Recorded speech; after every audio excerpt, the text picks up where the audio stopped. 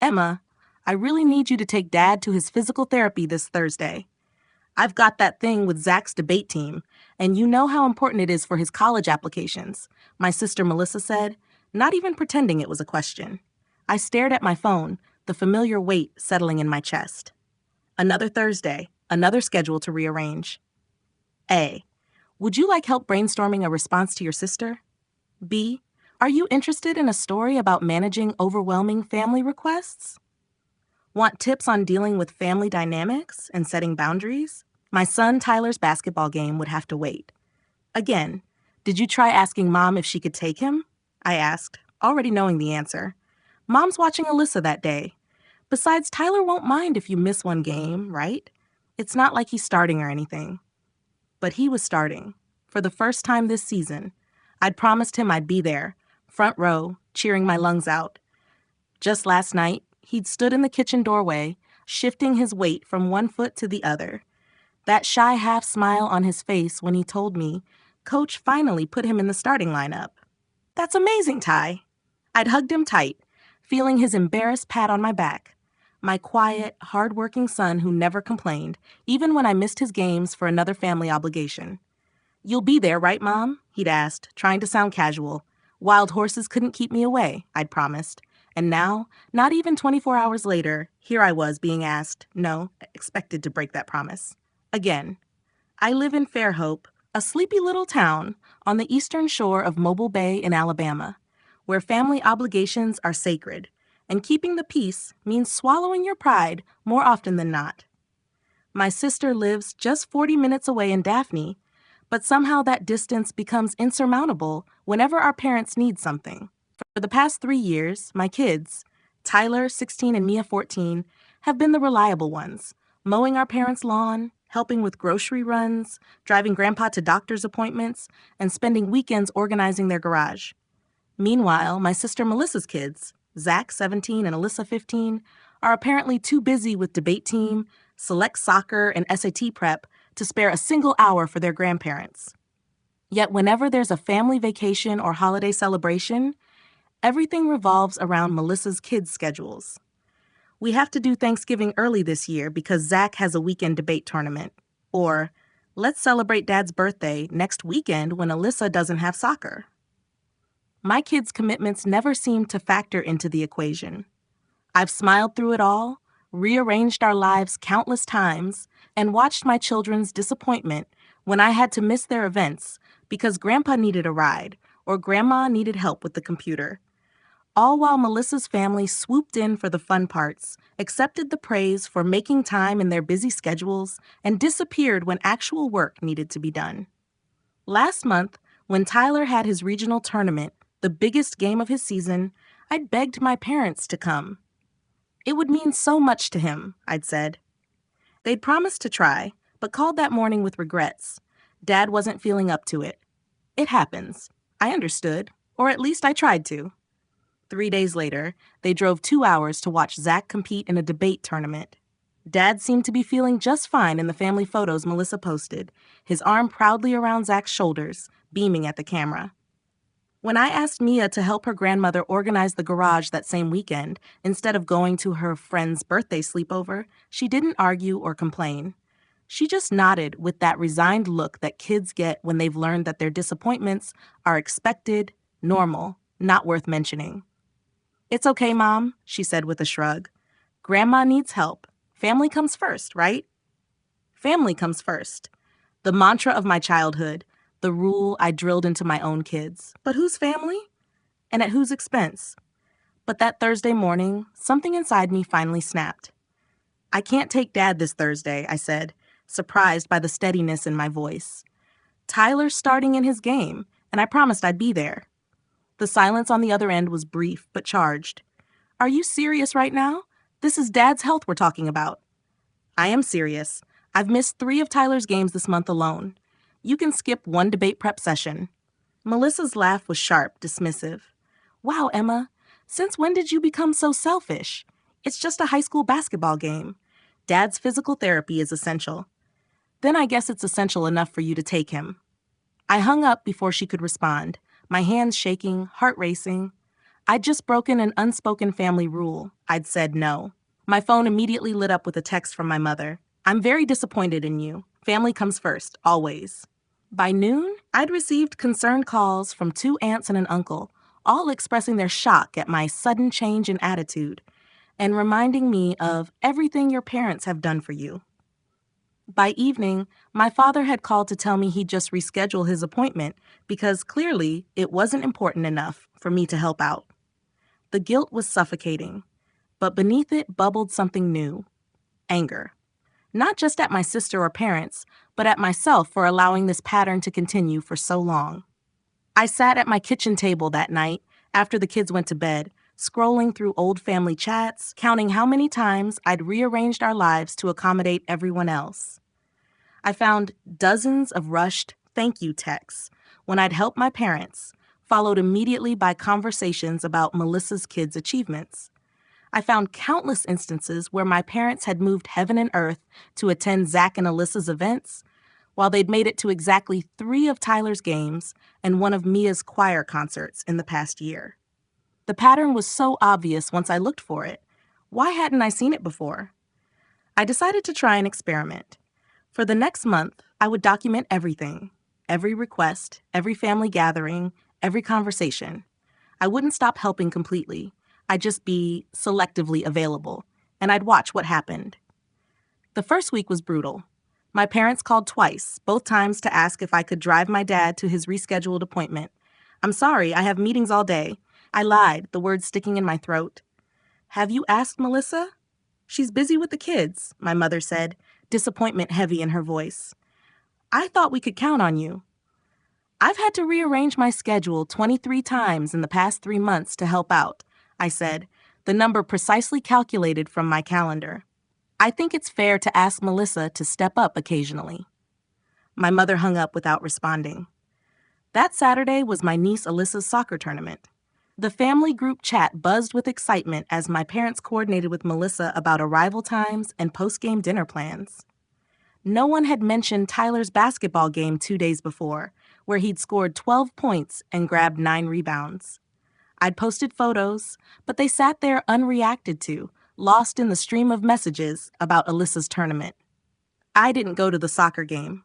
Instead, I took Mia shopping for a dress for her upcoming choir concert, something I'd promised months ago, but kept postponing for family emergencies. When pictures from the tournament appeared in the group chat, along with close-ups of my parents hugging Alyssa and Zach, I felt a twinge of sadness but reinforced my resolve. That evening, my phone rang. It was my father. We missed you today, he said, his voice carefully neutral. I promised Mia we'd go shopping for her concert. It's next week, by the way, Thursday at 7. Thursday, your mother and I are taking Zach to tour State University that day. It's the only day that worked with his schedule. I took a deep breath. That's a shame. Mia would really love for you to be there. Well, maybe next time. This college visit is critical for Zach's future. After hanging up, I made a note in my phone. Parents can't attend Mia's concert due to Zach's college tour. The second week, I started keeping track of the time my kids spent helping their grandparents versus the time Melissa's kids did. Tyler had mowed their lawn twice this month already. Mia had organized their pantry and helped Grandma sort through old photos. Zach and Alyssa? 0 minutes. Meanwhile, my parents had attended 3 of Zach's debate competitions and 2 of Alyssa's soccer games in the past month alone. I started taking screenshots of the family chat, noting how conversations about my children's achievements would quickly get overshadowed by updates about Melissa's kids. I recorded phone calls with my parents, where they'd spend 5 minutes asking about Tyler and Mia, before launching into 20 minutes of Zach and Alyssa's latest accomplishments. It was also painfully clear now. My children were the reliable workhorses, while my sister's kids were the cherished prodigies. By the 3rd week, tensions were high. My mother called to ask why I wasn't responding to messages in the family chat about Memorial Day weekend plans. I thought we'd do what we always do, I said evenly. Reschedule everything around Zach and Alyssa's commitments. That's not fair, Emma. They're very busy kids. And mine aren't. Tyler has basketball playoffs that weekend. Mia has her choir competition. Well, surely they can miss one event. This is family time. I laughed, the sound hollow even to my own ears. Funny how my kids are always expected to miss their events for family time, but we always schedule around Melissa's kids. That's simply not true, my mother protested. Isn't it? When was the last time you asked Zach or Alyssa to skip something for family? When was the last time you came to one of Tyler's games or Mia's concerts? The silence was telling.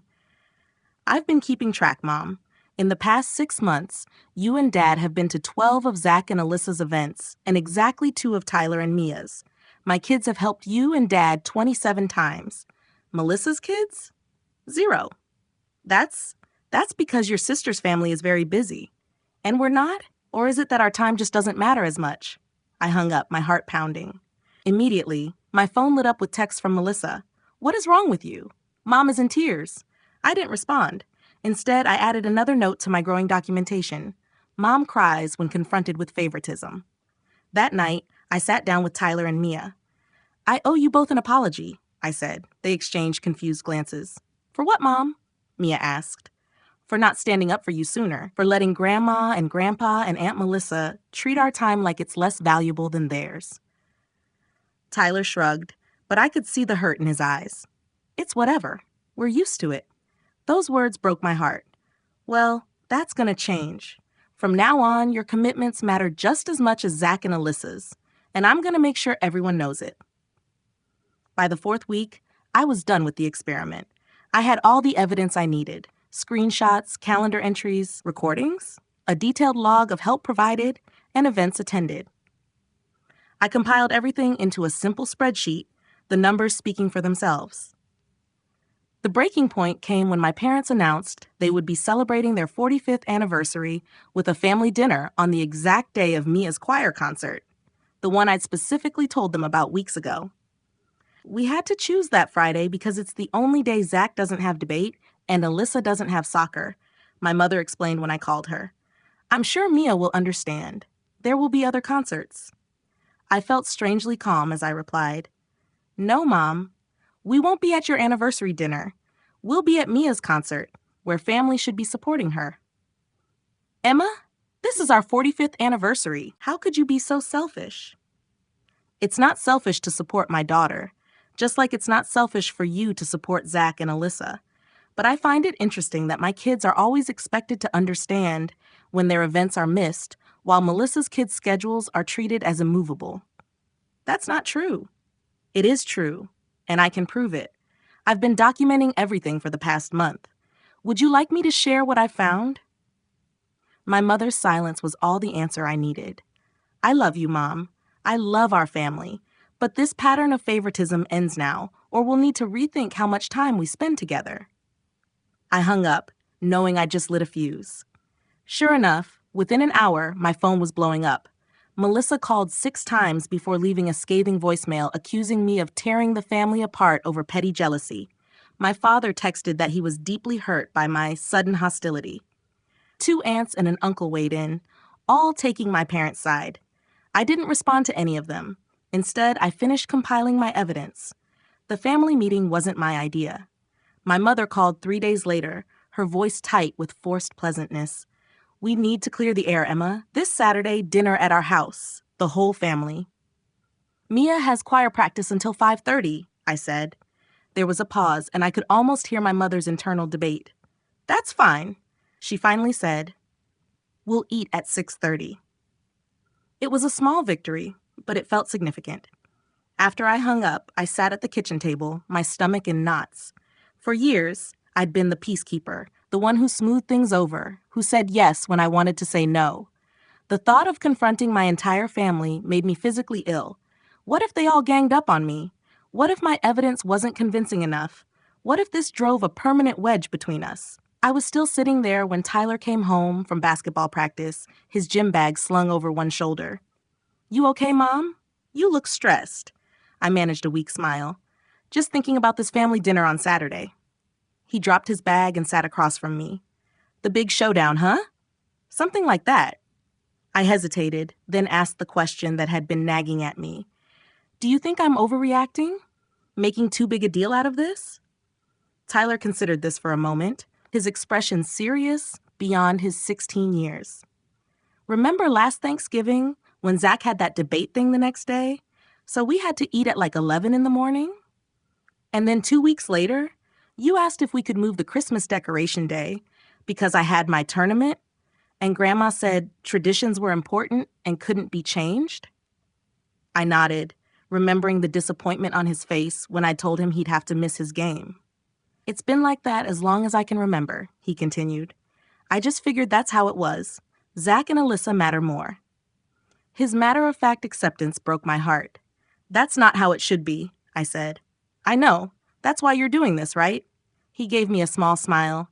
It's about time someone did. That evening, I called Melissa, hoping to smooth things over before the dinner. We'd been close once, before kids, before the competition for our parents' saw. Attention had created this silent rift between us. What do you want, Emma? She answered, her voice cold. I want to talk before Saturday. Just you and me. There's nothing to talk about. You've decided we're the villains in your story. That's not true, I protested. This isn't about villains. It's about patterns we've all fallen into. Oh, please. You've been keeping score like some sort of crazy person. Who does that? I took a deep breath, reminding myself to stay calm. I started keeping track because I needed to know if I was imagining things. Turns out I wasn't. So what's your endgame here? You want me to force my kids to mow mom and dad's lawn? Make them miss important events? No, I want equity. I want my kids to feel as valued as yours. I want the burden of helping our parents to be shared more fairly.